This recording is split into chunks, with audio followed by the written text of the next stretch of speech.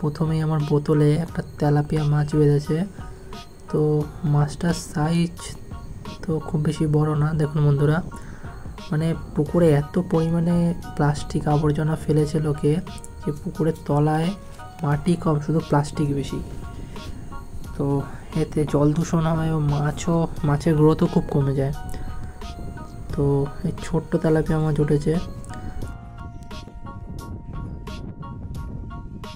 তো আপনাদের কাছে একটাই অনুরোধ থাকবে যে যারা শৌখিন মাছ ধরাতে বা যাদের নেশা বা পেশা যাই হোক না কেন,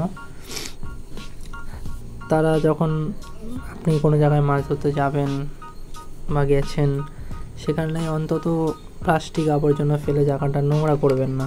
তাহলে কী হবে, আপনি যখন পরবর্তীকালে যাবেন সেখানে আপনারই দেখতে খারাপ লাগবে যে এই জায়গাটা নোংরা হয়ে গেছে। যখন এসেছিলাম আমি আগের বারে তখন কত সুন্দর ছিল, এখন নোংরা হয়ে গেছে। তো সেটা একটু মাথায় রাখবেন যে এই প্রকৃতি তো আমাদের না, প্রকৃতি তো ঈশ্বরের, সেটাকে দূষিত করার আমাদের কোনো অধিকার নেই। তো সেটা একটু মাথায় রেখে মাছ ধরবেন।